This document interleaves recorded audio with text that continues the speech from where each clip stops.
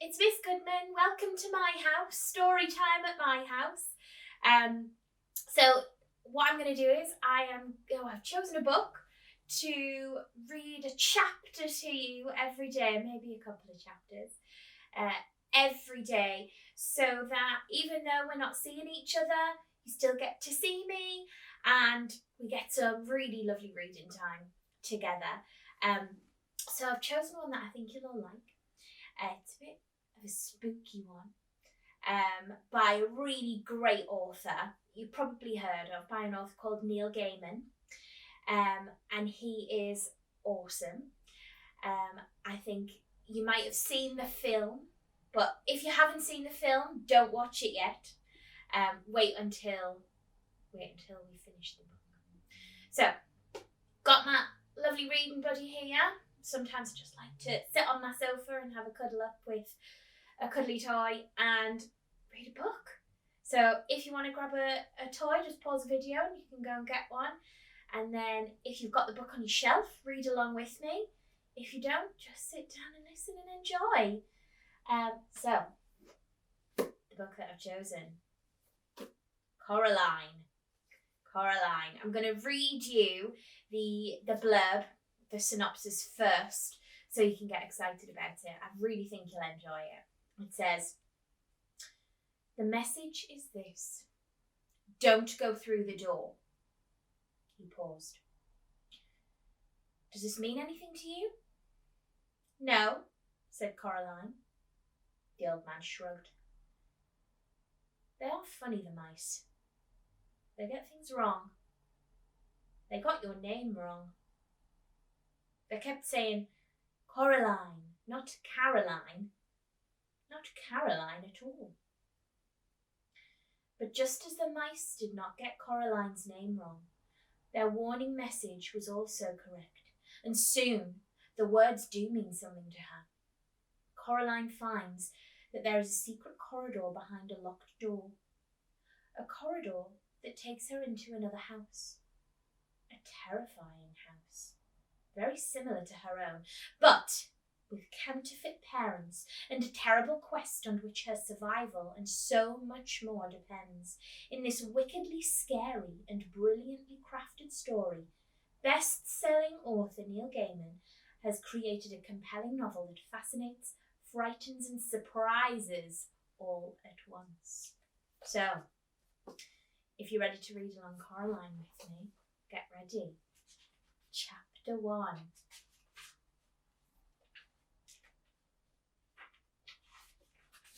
It's got a quote at the start. It says, "Fairy tales are more than true.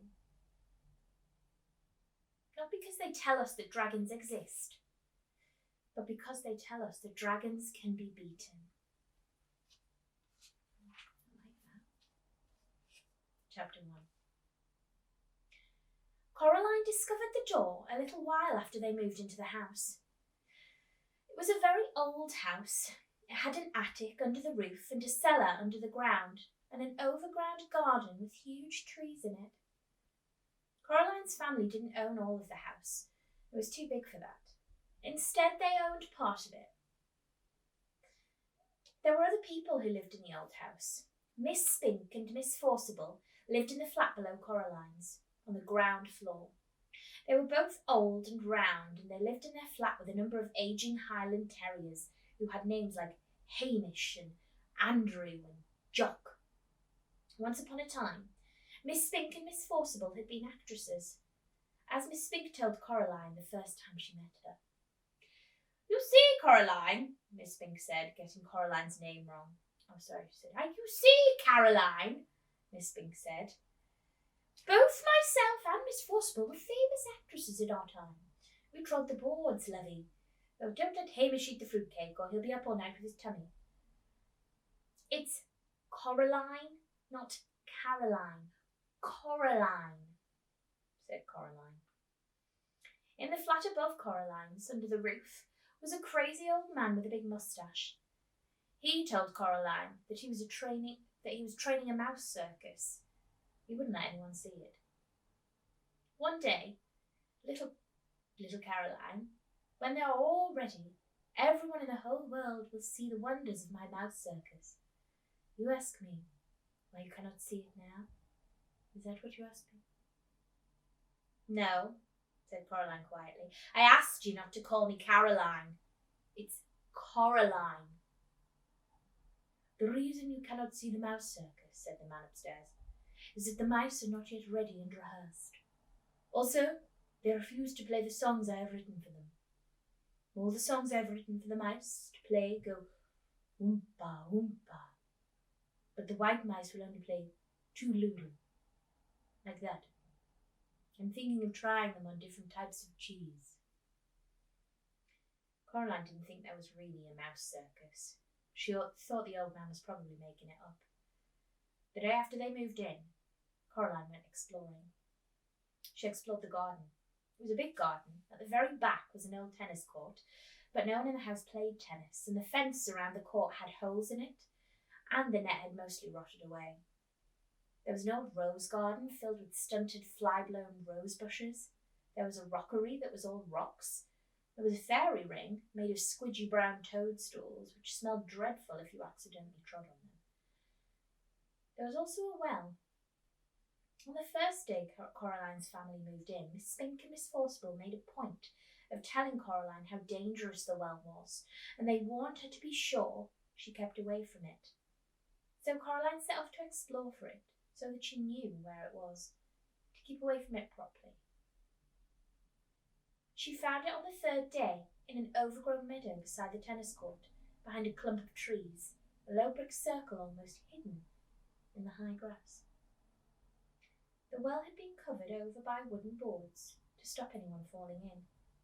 There was a small knot hole in one of the boards, and Coraline spent the afternoon dropping pebbles and acorns through the hole, and waiting and counting until she heard the plop as they hit the water far below.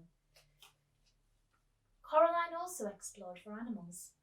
She found a hedgehog and a snake skin, but no snake, and a rock that looked just like a frog, and a toad that looked just like a rock. There was also a haughty black cat who would sit on walls and tree stumps and watch her. But it would slip away if she ever went over to try and play with it. That was how she spent the first 2 weeks at their house, exploring the garden and the grounds. Her mother made her come back inside for dinner and lunch, and Coraline had to make sure she dressed up warmly before she went out. And it was a very cold summer that year, but go out she did, exploring every day until it rained. And Coraline had to stay inside. What should I do? asked Coraline. Read a book, said her mother. Watch a video, play with your toys, go and pester Miss Spink or Miss Forcible, or the crazy old man upstairs. No, said Coraline, I don't want to do those things. I want to explore. I don't really mind what you do, said Coraline's mother, as long as you don't make a mess. I bet your parents have said that to you before. Coraline went over to the window and watched the rain come down. It wasn't the kind of rain you could go out in. It was the other kind. The kind that threw itself down from the sky and splashed where it landed. It was rain that meant business, and currently its business was turning the garden into a muddy, wet soup. Coraline had watched all the videos. She was bored with her toys and she'd read all her books. She turned on the television. She went from channel to channel to channel, but there was nothing on. Just men in suits talking about the stock market and sports programs. This is the time before Netflix. Eventually, she found something to watch. It was the last half of a natural history program about something called protective coloration. She watched animals, birds and insects who disguised themselves as leaves or twigs or other animals to escape from things that could hurt them. She enjoyed it, but it ended too soon and was followed by a program about a cake factory. It was time to talk to her father. Coraline's father was home. Both of her parents worked doing things on computers, which meant that they were home a lot. Each of them had their own study. Hello, Coraline, he said when she came in, without turning around. Said Coraline. It's raining. Yep, said her father. Bucketing it down. No, said Coraline, it's just raining. Can I go outside? What does your mother say? She says, you're not going out in this weather like that, Coraline Jones. Then no. But I want to carry on exploring. Then explore the flat, suggested her father. Look, here's a piece of pen and a paper. Count all the doors and windows. List everything blue. Mount an expedition to discover the hot water tank. Leave me alone to work. How many of your mums and dads have said that this week? Can I go into the drawing room? The drawing room was where the Joneses kept the expensive and uncomfortable furniture Coraline's grandmother had left them when she died. Coraline wasn't allowed in there. Nobody went in there. It was only for the best. If you don't make a mess and you don't touch anything. Coraline considered this carefully. Then she took the pen and the paper and went off to explore the inside of the flat. She discovered the hot water tank. It was in a cupboard in the kitchen. She counted everything blue, 153.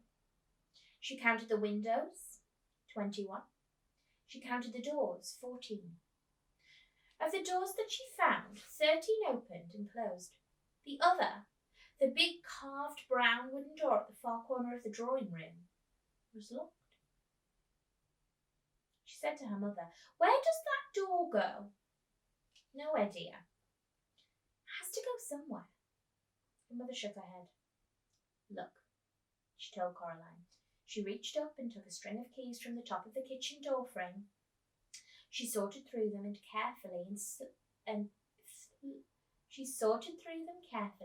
and selected the oldest, biggest, blackest, rustiest key.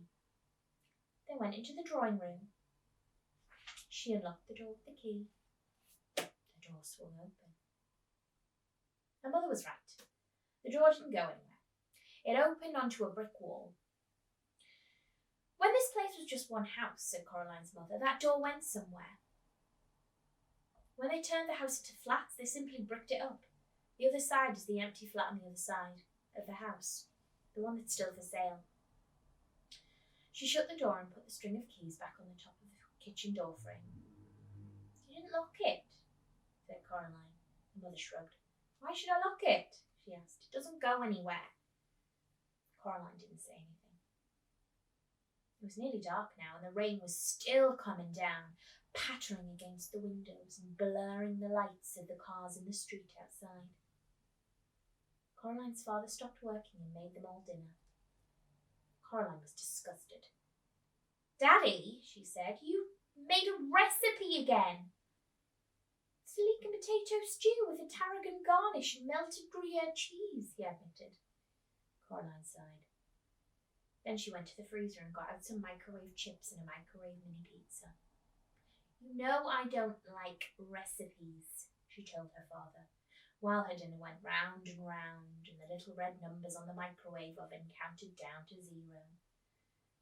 "If you tried it, maybe you'd like it," said Coraline's father, but she shook her head. That night, Coraline lay awake in her bed. The rain had stopped and she was almost asleep when something went she said.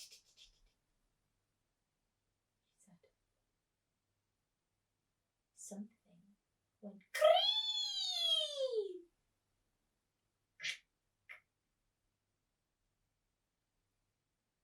Coraline got out of bed and looked down the hall, but saw nothing strange. She walked down the hallway. From her parents' bedroom came a low snoring. That was her father. And an occasional sleeping mutter. That was her mother. Coraline wondered if she'd dreamed it. Whatever it was, something moved.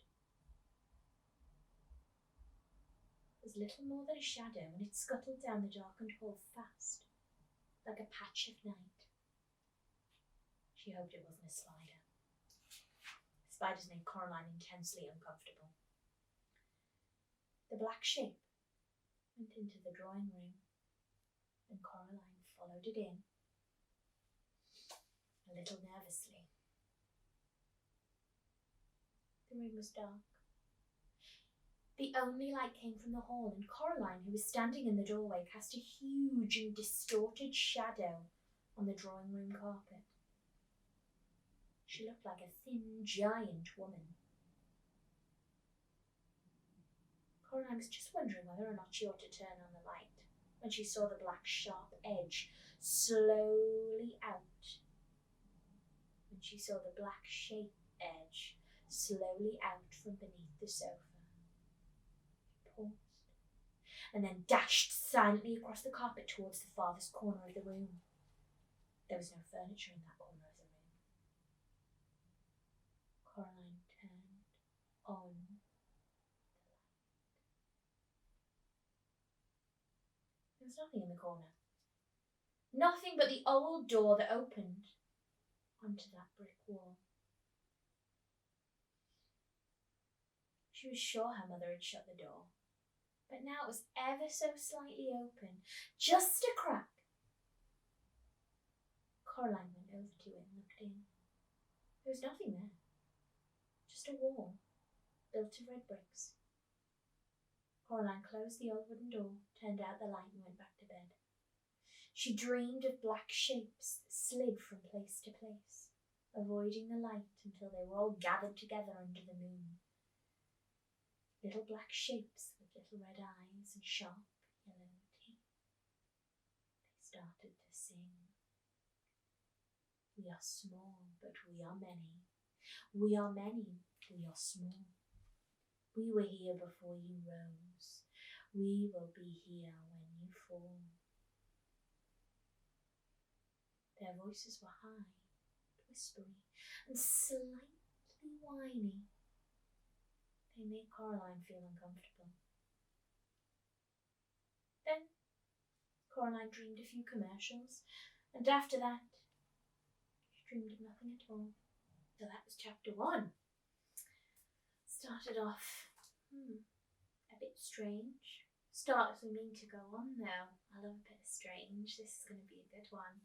So I'm going to post the next chapter straight after this one, so you can read straight on to chapter 2 if you want, or you can save it for another time. But have a think about what you think might happen next. What was that little black thing? Why did it disappear? Why was it not there when the lights went up? And what do you think is behind that door?